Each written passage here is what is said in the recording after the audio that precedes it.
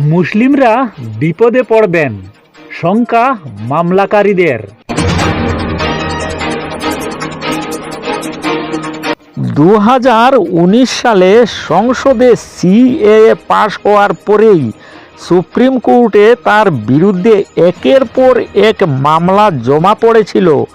অভিযোগ ছিল ধর্মের ভিত্তিতে নাগরিকত্ব দেওয়া হচ্ছে, বাকি প্রায় সব ধর্মকে রেখে বাদ দেওয়া হচ্ছে মুসলিমদের।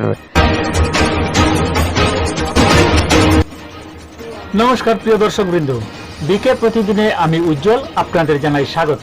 প্রিয় দর্শক, আজ আপনাদের জন্য নিয়ে এলাম এক বিশেষ ভিডিও। সম্পূর্ণ ভিডিওটি দেখার জন্য সঙ্গে থাকুন, আর ভিডিওটি দেখার সঙ্গে সঙ্গে ভিডিওটিতে একটি লাইক দিবেন এবং অন্যান্যদের জানানোর জন্য ভিডিওটি বেশি করে শেয়ার করবেন। আর এই চ্যানেলে প্রতিদিন নতুন নতুন আপডেট পেতে চ্যানেলটি সাবস্ক্রাইব করবেন প্লিজ। তো আসুন শুরু করা যাক আজকের বিশেষ ভিডিও। মুসলিমরা বিপদে পড়বেন, শঙ্কা মামলাকারীদের। 2019 সালে মোদী সরকার দ্বিতীয়বার ক্ষমতায় এসে সিএএ মানে পাশ করানোর পরে কেন্দ্রীয় স্বরাষ্ট্রমন্ত্রী অমিত শাহ বলতেন সিএএর পরেই সারা দেশে এনআরসি চালু হবে। নাগরিকত্ব সংশোধনী আইনে মুসলমানদের গণ্ডির বাইরে দাঁড়াতে বলা হচ্ছে এবং কার পরে যখন এনআরসি আসবে তখন তা থেকে বাদ পড়া মুসলিমদের আর কিছু করার থাকবে না বলে মঙ্গলবার সুপ্রিম কোর্টে অভিযোগ তুললেন মামলাকারীরা। সিএএ ও তার বিধিনিয়মে স্থগিতাদেশ চেয়ে তাদের অভিযোগ, কাতে মুসলিমদের প্রতি অবিচার হচ্ছে। আসামে এনআরসি বা জাতীয় নাগরিক পঞ্জিতে 19 লক্ষ মানুষ বাদ পড়েছেন, যার মধ্যে মুসলিম এবং অমুসলিম উভয়ই আছেন। এরপরে সারা দেশে এনআরসিতে যখন মুসলিমরা বাদ পড়বেন তখন তাদের প্রতি অবিচার হবে বলে তাদের অভিযোগ। 2019 সালে মোদী সরকার দ্বিতীয়বার ক্ষমতায় এসে সিএএ পাশ করানোর পরে কেন্দ্রীয় স্বরাষ্ট্রমন্ত্রী অমিত শাহ বলতেন সিএএর পরেই সারা দেশে এনআরসি চালু হবে। 4 বছর পরে এখন স্বরাষ্ট্র মন্ত্রক এই আইনের বিধিনিয়ম জারি করে সিএএ কার্যকর করতে চাইছে, কিন্তু শাহ এখন বলছেন সিএএর সঙ্গে এনআরসির কোনো সম্পর্ক নেই। কেন্দ্রের সলিসিটর জেনারেল তুষার মেহতা বলেন, কয়েক বছর আগে আদালতের বাইরে ঠিক এই চেষ্টাই করা হয়েছিল। সিএএর পরে এনআরসি হবে এবং দেশ থেকে মানুষকে উৎখাত করা হবে বলে অভিযোগ তোলা হয়েছিল, কিন্তু এনআরসির কোনো প্রসঙ্গই আদালতের সামনে আসেনি। কিন্তু মামলাকারীদের আইনজীবী নিজাম পাশার যুক্তি, সিএএ ও এনআরসির একই ক্ষেত্রে প্রয়োগ করা হবে।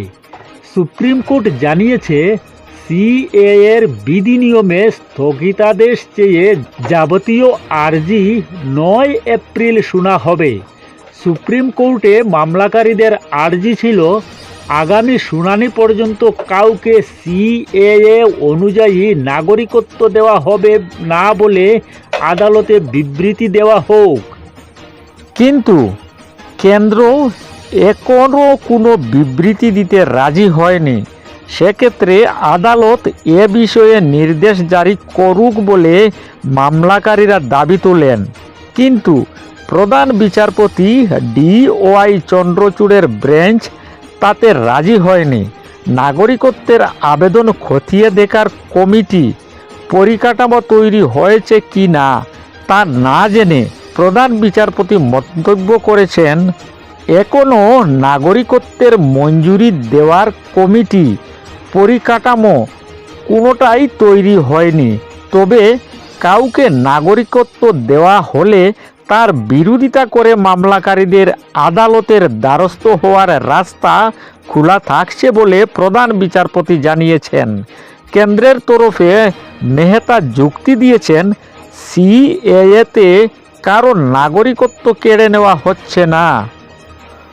2019 সালে সংসদে সিএএ পাশ হওয়ার পরেই সুপ্রিম কোর্টে তার বিরুদ্ধে একের পর এক মামলা জমা পড়েছিল। অভিযোগ ছিল ধর্মের ভিত্তিতে নাগরিকত্ব দেওয়া হচ্ছে, বাকি প্রায় সব ধর্মকে রেখে বাদ দেওয়া হচ্ছে মুসলিমদের। তাই এই আইন সংবিধান বিরোধী। এখন পর্যন্ত মোট 237টি মামলা হয়েছে, তার মধ্যে একটি বাদে 236টি কায়ের বিরুদ্ধে।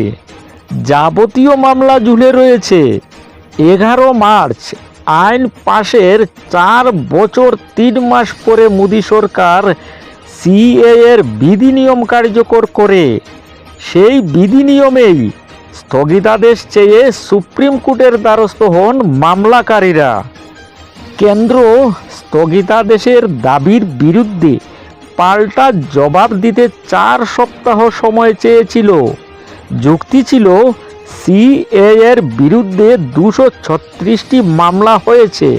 সিএএর বিধিনিয়মে স্থগিতাদেশ চেয়ে 20টি আবেদনও জমা পড়েছে। সুপ্রিম কোর্ট 3 সপ্তাহ সময় দিয়ে 9 এপ্রিল শুনানি হবে বলে জানিয়েছে।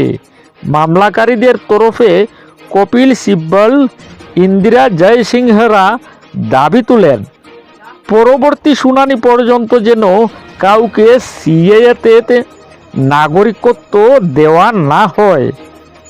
কেন্দ্র হয় এই আশ্বাস দিয়ে বিবৃতি দিক, না হলে সুপ্রিম কোর্ট এ বিষয়ে নির্দেশ জারি করুক। কারণ এ নিয়ে তাড়াহুড়োর কিছু নেই।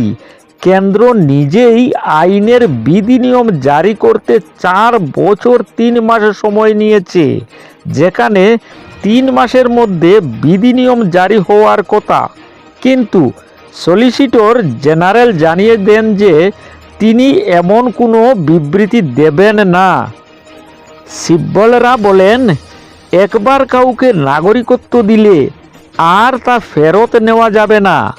জয়সিংহ বলেন, সেক্ষেত্রে সুপ্রিম কোর্ট বলুক যে নাগরিকত্ব দিলেও তা আদালতের রায়ের উপরে নির্ভর করবে। বালুচিস্তান থেকে পালিয়ে আসা হিন্দু নাগরিকদের হয়ে আইনজীবী রঞ্জিত কুমার যুক্তি দেন, কেউ বালুচিস্তান থেকে উৎপীড়নের শিকার হয়ে ভারতে পালিয়ে এসে নাগরিকত্ব পেলে অন্যের অধিকার কিভাবে খর্ব হয়। জয়সিংহের যুক্তি, এরা ভোটাধিকার পেয়ে যাচ্ছেন। তার মতে এটি শুধু নাগরিকত্বের প্রশ্ন নয়, এর সঙ্গে সংবিধানের প্রশ্নও জড়িত। তো প্রিয় দর্শকবৃন্দ, আজকের এই বিশেষ প্রতিবেদন আপনার কেমন লাগলো কমেন্ট করে নিশ্চয়ই জানাবেন। আর ভিডিওটি দেখার সঙ্গে সঙ্গে ভিডিওটিতে একটি লাইক দিবেন এবং অন্যান্যদের জানানোর জন্য ভিডিওটি বেশি করে শেয়ার করবেন প্লিজ। আর এই চ্যানেলে প্রতিদিন নতুন নতুন আপডেট পেতে চ্যানেলটি সাবস্ক্রাইব করুন প্লিজ। আজকের মতো এখানেই শেষ করছি। আবারও এক নতুন আপডেট নিয়ে আপনাদের কাছে আসব। ততক্ষণ পর্যন্ত ভালো থাকুন, সুস্থ থাকুন। নমস্কার।